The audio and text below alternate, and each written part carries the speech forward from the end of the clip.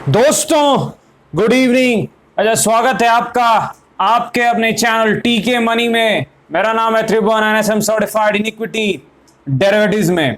और जो नए लोग हैं वो टेलीग्राम चैनल पर आ सकते हैं, वो टीके मनी सर्च कर सकते हैं और वो टेलीग्राम पर जा सकते हैं। आपको सिर्फ टीके मनी टेलीग्राम पे जाके सर्च करना है। 3600 मेंबर्स पहले से मौजूद हैं। अगर आप चाहें आप टीके मनी सर्च करके आ सकते हैं। और दूसरी चीज, अगर आपको फ्री में डीमैट और ट्रेडिंग अकाउंट ओपन करनी है, आज ऑफर का लास्ट डे, नीचे लिंक है डिस्क्रिप्शन में, अगर आप चाहें उस लिंक से अकाउंट ओपन कर सकते हैं।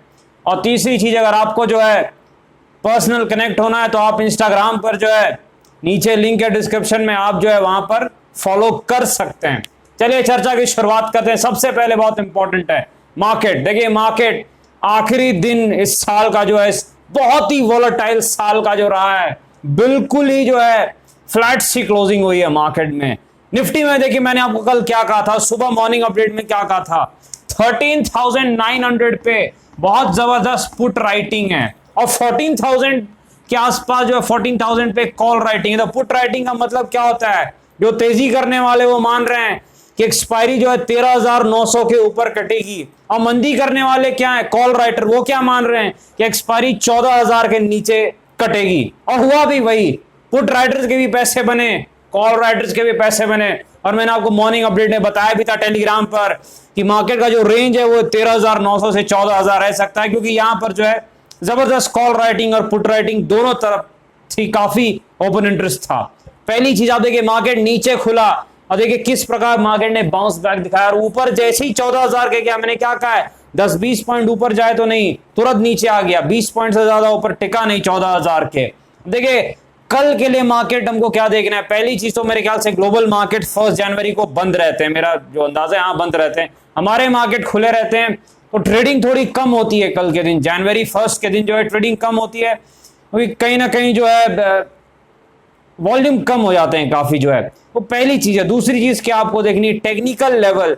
देखिए मार्केट इंट्राडे में एक सपोर्ट बनाने का प्रयास कर रहा है, वो 13,950 का सपोर्ट है। अगर इस सपोर्ट के नीचे टिक जाए मार्केट, तो फिर मार्केट सीधे 13,860 तक जा सकता है, यानी 90 पॉइंट का खेल है। 13,950 ये आप जो देख रहे हैं, ये देखिए एक प्रकार से जो है डबल बॉटम टाइप का पैटर्न है, बार बार ऊपर गया है लेकिन फिर से मार्केट नीचे आया। तो मार्केट में कहीं ना कहीं ये शॉर्ट टर्म है, लेकिन अगर मार्केट में जो है इसके नीचे खुले और फिर बाउंस बैक ना दिखाए तो आपको 13,860 पहला एरिया है जो सपोर्ट है, और 13,860 टूटेगा अगर विथ फोर्स, तो मैंने आपको बताया है पिटाई होगी, अच्छी पिटाई होगी, याद रखिएगा। दूसरी चीज देखिए कहां पर जो है ऊपर में जो है रेजिस्टेंस है 14,000। देखिए 14,000 एक मानसिक लेवल है, मैंने आपको पहले भी कहा साइकोलॉजिकल लेवल है, पहली चीज है। और दूसरी चीज जो 14,000 है, एक और उसमें क्या है कि वहां एक टेक्निकली भी आज मार्केट मैंने देखा 2 या 3 बार इसने प्रयास किया और निकाल नहीं पाया इस लेवल को। या मार्केट किसी लेवल को नहीं निकाल पाता है तो शॉर्ट टर्म में जो ट्रेडर्स हैं, इंट्राडे या शॉर्ट टर्म स्विंग वाले, वो मानते हैं कि मार्केट में कहीं ना कहीं एक रेजिस्टेंस है। तो 14,000 के आसपास आप एक रेजिस्टेंस मान के चल सकते हैं मार्केट में। एक चीज आप याद रखिएगा, मार्केट में विक्स जो है, इंडिया विक्स, वो अभी भी 22-23 के आसपास है, यानी मार्केट को लग रहा है वॉलेटिलिटी बढ़ने वाली है। हो सकता है कल ही या फिर नहीं तो मंडे से मेरे ख्याल से फिर से बिग मूव आ सकती है निफ्टी में। बिल्कुल तैयार रहिएगा ट्रेडिंग के लिए। मैंने आपको बताया है, अगर आप बिगिनर हैं तो आप ऐसा करें, 15 मिनट और 1 आवर का चार्ट देखें और 5 मिनट पे ट्रेडिंग करें, या पेपर ट्रेडिंग भी कर सकते हैं। और अगर आप प्रोफेशनल है, पहले से काम कर रहे हैं, तो फिर आपको पता है कि 15 मिनट 5 मिनट का आप चार्ट देखिए और 1 मिनट के चार्ट पर आप ट्रेडिंग करें, मतलब एंट्री लें, जो भी करें। एनालिसिस के लिए कितना 5 और 15 मिनट, यानी ऊपर टाइम फ्रेम एनालिसिस के लिए यूज कीजिए, और ट्रेडिंग करने के लिए नीचे टाइम फ्रेम, जो छोटा टाइम फ्रेम है 1 मिनट, या जो बिगिनर है वो 5 मिनट का इस्तेमाल करें। वो 1 मिनट में काफी जो है विप्सा होता है, थोड़ा बिगिनर्स को दिक्कत हो सकती है, याद रखिएगा चीज को, तो याद रखिएगा। चलिए चलते हैं अब जो है स्टॉक की तरफ। HDFC लिमिटेड अच्छी कंपनी है, HDFC अच्छी कंपनी है, और मैंने आपको अच्छे भाव पर बताया भी था कि अच्छी है। 1600 के आसपास हमारी डिस्कशन हुई थी, मैंने कहा था बहुत अच्छा स्टॉक है, और टेक्निकली सपोर्ट के आसपास भी आ गया था 1600-1800 के आसपास जब था, और वहां से देखिए बहुत अच्छे रिटर्न दिए HDFC लिमिटेड ने।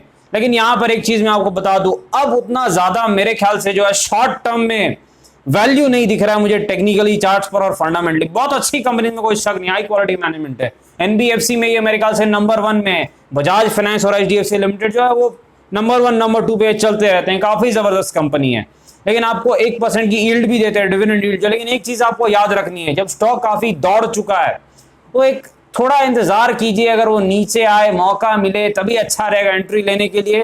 फिर हो सकता है आप ऊपर लेकर के शॉर्ट टर्म में फंस सकते हैं, यही एक दिक्कत रहती है दौड़े हुए स्टॉक में। इसलिए मैं कहता हूं अच्छे भाव पर लीजिए स्टॉक्स को।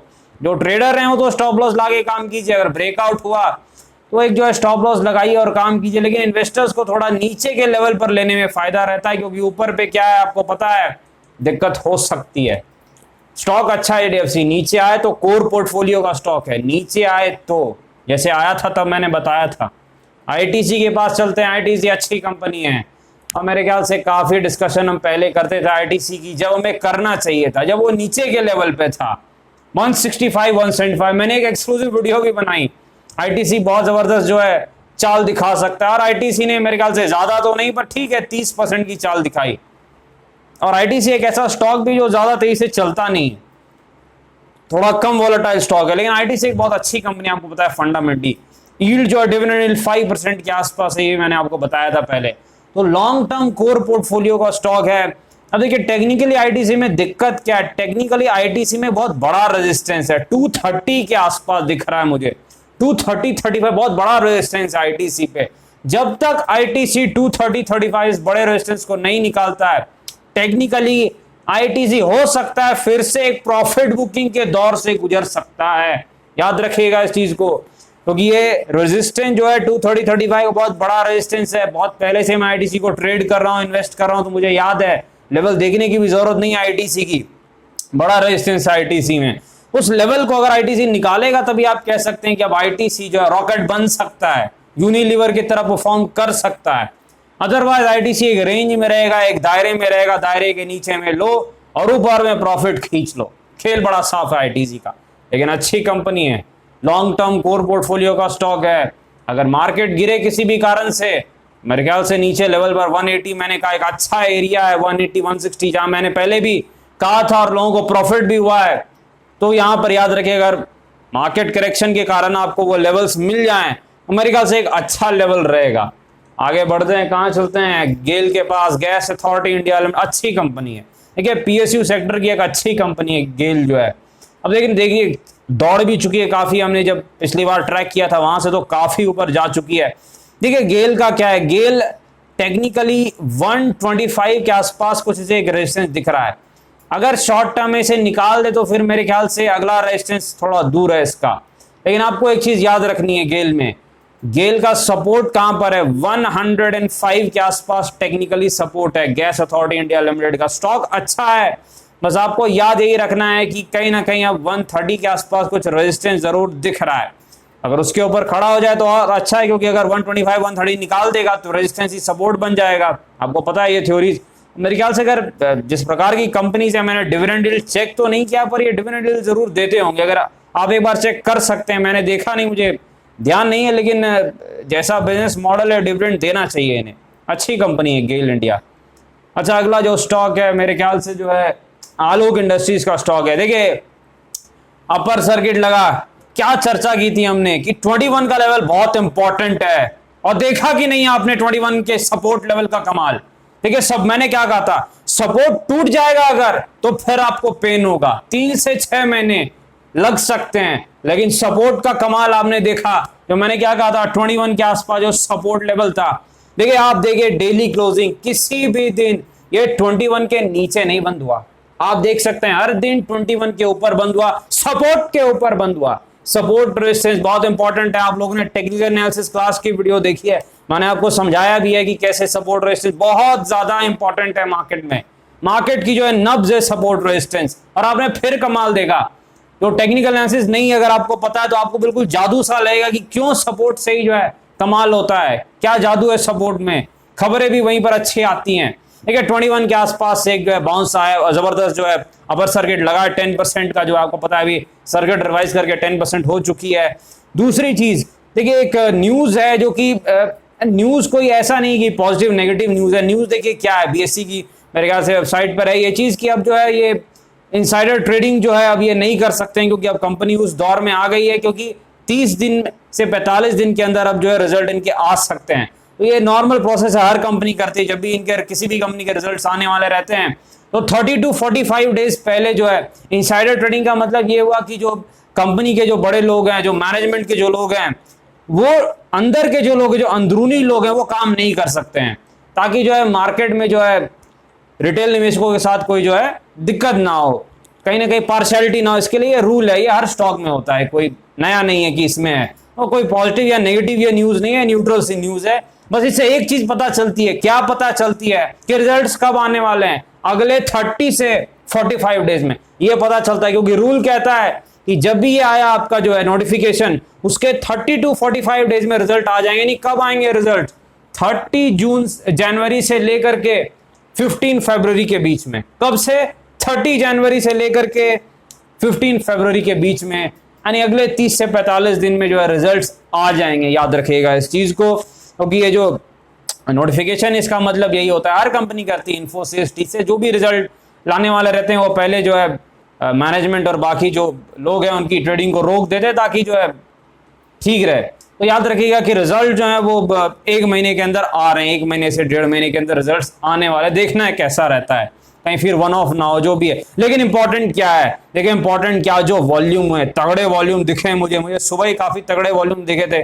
जब एक वक्त मैंने देखा था 5 करोड़ के आसपास के वॉल्यूम है, ये एवरेज से 5 गुना वॉल्यूम है। एवरेज वॉल्यूम 1.1 करोड़ है और आज जो है 5 करोड़ वॉल्यूम है और अपर सर्किट लगा है। इसका मतलब क्या है, शॉर्ट टर्म में 27-30 तक तो अब जाने की क्षमता ये रखता है। आखिरकार कम से कम अब तो 27-30 तक जाने की क्षमता रखता है।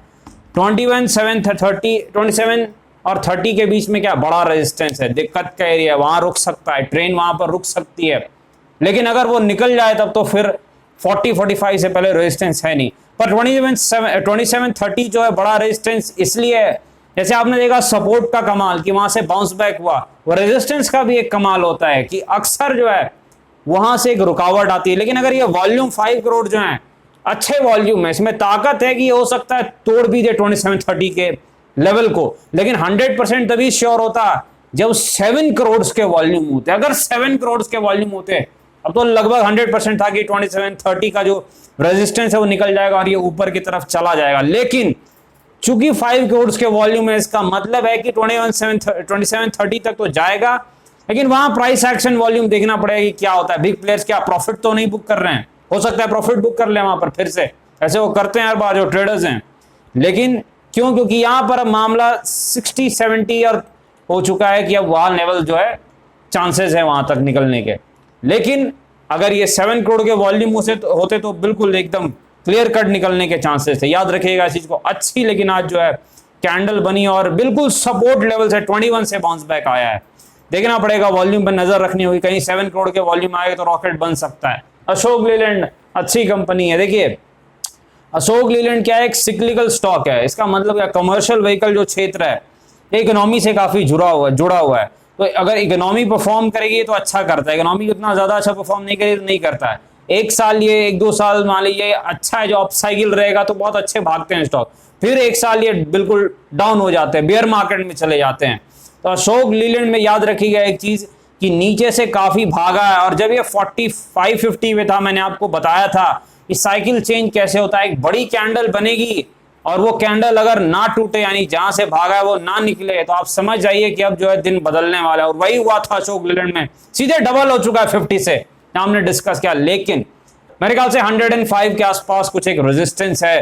तो काफी समय से मैंने अशोक लीलैंड को भी ट्रैक किया, ट्रेड भी किया, तो 105 के आसपास कुछ रेजिस्टेंस है, बड़ा रेजिस्टेंस है। अगर वो निकलेगा तभी जो है नया बुल मार्केट स्टार्ट होगा। अदरवाइज मेरे ख्याल से एक प्रॉफिट बुकिंग आने की संभावना मुझे दिख रही है अशोक लीलैंड में। स्टॉक अच्छा है लेकिन नीचे आए तो ज्यादा बेटर रहेगा, क्योंकि सिक्लिकल स्टॉक में यही होता है, अगर आप गलत भाव पर ले लिया आपने तो फिर आपको रुकना पड़ सकता है। याद रखिएगा इस चीज को। अगला जो स्टॉक है देखिए केटीके बैंक, कर्नाटका बैंक, अच्छी कंपनी। देखिए अच्छी कंपनी है, लेकिन देखिए एक चीज है, ये जो Karnataka bank, south Indian bank, इनमें एक ऐसा है कि आप अगर इन्हें निचले लेवल पर ले तो ज्यादा बेटर रहता है। अभी नीचे गिरे हुए रहे तो लेने में ज्यादा अच्छा रहता है, क्योंकि एक फायदा रहता है। सेफ्टी रहती है, यील्ड अच्छा देते हैं। ऐसा मुझे याद है ये 4-5% के आसपास के डिविडेंड यील्ड देते हैं कर्नाटका बैंक जो है। रेजिस्टेंस क्या है, 60 के आसपास रेजिस्टेंस है, क्लियर होगा तो फिर मेरे ख्याल से 75 तक जा सकता है, लेकिन बड़ा रेजिस्टेंस 60 के आसपास है। सपोर्ट कहां पर दिख रहा है, 50, मानसिक लेवल भी है, टेक्निकली भी सपोर्ट है और जो है मानसिक लेवल भी है जो 50 के आसपास सपोर्ट है। ध्यान दीजिएगा, Karnataka bank, south bank, Karur Vysya bank ऐसे स्टॉक है जब नीचे आए तब लेने का है, इस चीज को याद रखिएगा, क्योंकि ये भी थोड़ा सिक्लिकल टाइप के साइकिल में चलते हैं, कभी अच्छे तो कभी फिर जो है बेयर मार्केट में। यस बैंक मेरे ख्याल से फ्लैट सी है, जो है क्लोजिंग कोई बड़ी बात हुई नहीं यस बैंक में, कोई न्यूज़ भी मेरे ख्याल से है नहीं, बस ये कि लार्ज कैप में शायद ये शामिल होने वाले हैं, बाकी कोई मेरे ख्याल से कुछ न्यूज़ तो है नहीं। यस बैंक में कोई ज़्यादा वॉल्यूम भी नहीं हुए हैं, नॉर्मल से बस ठीक है, नॉर्मल ही वॉल्यूम हुए हैं, कोई बड़ी चीज़ यस बैंक में दिख नहीं रही है। जब तक 18 का लेवल ना निकाले यस बैंक वही दायरे में रहेगा, 15-16 सपोर्ट का काम करेगा, यानी निचला लेवल, और जो है 22-25 ऊपर का लेवल है रेजिस्टेंस लेवल, जहां से घूमने के चांसेस रहेंगे। और ठीक है, सपोर्ट रेजिस्टेंस के बीच में घूमते रहेगा जब तक कि जो है क्लियर कट ब्रेकआउट या ब्रेकडाउन ना दे। तो यस बैंक को ट्रेड करने का तरीका है 15-16 के आसपास जो है वो सपोर्ट जोन है, डिमांड जोन है, 22-25 के आसपास रेजिस्टेंस है, सप्लाई जोन है। समझदार को इशारा काफी आप समझ गए होंगे। और तो डिस्क्लेमर आपको पता है, ये वीडियो एजुकेशनल इन्फॉर्मेशनल पर्पस से, कृपया अपने फाइनेंशियल एडवाइस से बातचीत कोई फैसले बाजार में काफी जोखिम है, ध्यान से काम करें। धन्यवाद।